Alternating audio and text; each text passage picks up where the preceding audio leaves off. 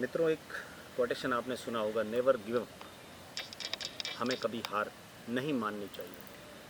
अक्सर क्या होता है कि जितने भी कार्य शुरू होते हैं उसमें से 50% तो शुरू के 10% काम में ही हार मान जाते हैं।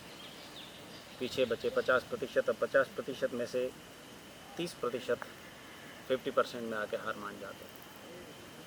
ऐसे करते करते अंत में जाते एक बहुत कम प्रतिशत रहता है जो लास्ट तक चलता है, और वो 1% वाले लोग उस कैटेगरी में आते हैं, नेवर गिव अप। कभी हार नहीं माननी चाहिए, हमें कभी हार नहीं माननी चाहिए। एक बार क्या हुआ, दो मेंढक थे, वो दोनों बड़े दोस्त थे। एक बहुत दुबला पतला था और एक बहुत मोटा ताज़ा था। दोनों बहुत प्यारे दोस्त थे। नदी में, नाव में, तालाब में साथ साथ घूमते, साथ साथ मस्ती करते, साथ साथ बातें करते। एक बार वो दोनों नदी तालाब से बाहर निकले और किसी गांव की ओर बढ़े। उस गांव की ओर बढ़े तो वहाँ उन्हें एक बाल्टी दिखी और बाल्टी के अंदर दूध भरा हुआ था। अब उन्होंने सफ़ेद कलर का कोई चीज़ पहली बार देखा तो दोनों बड़े उछल पड़े। एक दूसरे से पूछने लगे कि अरे इसमें क्या है। अरे बोला, ये तो सफ़ेद पानी है, ऐसा तो हमने पहली बार देखा है। और दोनों का मन कर गया कि इस सफ़ेद पानी में तैरने का मज़ा ही कुछ और आएगा। आज तक तो हमने इस तरीके के पानी में कभी बोटिंग करी नहीं, आज चलो इसमें तैरते हैं। दोनों उस बाल्टी में कूद जाते हैं। अब बाल्टी आधी भरी हुई थी। तैरने में शुरू के घंटा भर तो बहुत मज़ा आया। दोनों धीरे धीरे धीरे तैरते गए, मस्ती लेते गए, तैरते गए, मस्ती लेते गए, और जब थक गए तब उन्होंने उस बाल्टी से बाहर निकलने की कोशिश करी। अब दोनों उछल कूद करने लगते हैं, लेकिन बाल्टी आधी भरी होने के कारण बाहर नहीं निकल पाते हैं। अब तैरना बंद करें तो डूब के मर जाएं। अब उन्होंने आपस में दोनों ने बात करना शुरू कर दिया। जो मोटा ताज़ा था वो कहने लगा कि हे दोस्त, शायद आज तक हमने जो भी खाया, खेला, आनंद लिया, मस्ती की, उसका अंतिम दिन होगा। बोला, क्यों रे, ऐसा क्यों बोल रहा है? बोला, अब मेरे हाथ पांव कांपने लगे हैं, मैं नहीं तैर पा रहा हूँ।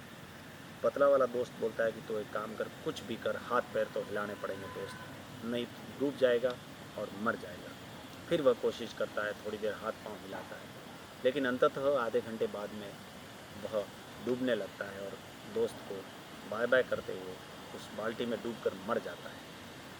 अब पीछे बचा दूसरा पतला वाला दोस्त। वह सोचता है कि यदि अभी मैंने इस स्थिति और परिस्थिति में, अब इस दशा और दिशा में मैंने यदि हाथ पैर नहीं हिलाए, मेरी भी स्थिति यही होगी जो मेरे दोस्त की हुई है। मुझे भी आज प्राण त्यागने पड़ सकते हैं। वह किसी भी कंडीशन में हाथ पांव हिलाते जाता है, हिलाते जाता है, हिलाते जाता है।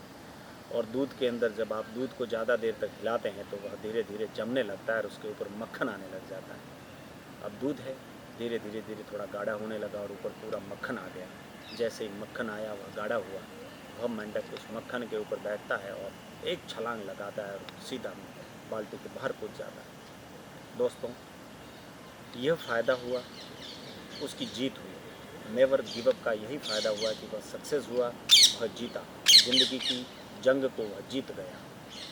इसलिए हमें किसी भी स्थिति और परिस्थिति में अपने हौसले को कम नहीं करना चाहिए। जो इंसान हाथ पांव हिलाता रहता है, जीवन में कुछ न कुछ करता रहता है, वह किसी न किसी मोड़ पर जाकर ज़रूर सक्सेस होता है। नेगेटिव थॉट्स और नेगेटिव बातों के चक्कर में आकर पड़ा रहने वाला इंसान एक जगह पड़े पड़े अपने जीवन के रास्तों में जंग लगा देता है। नेवर गिव अप, हाथ पैर हिलाते रहें, जीवन में कुछ न कुछ करते रहें, ईश्वर जरूर अच्छा फल देंगे। धन्यवाद। कैसा आया? बैठे बैठे ठीक आया?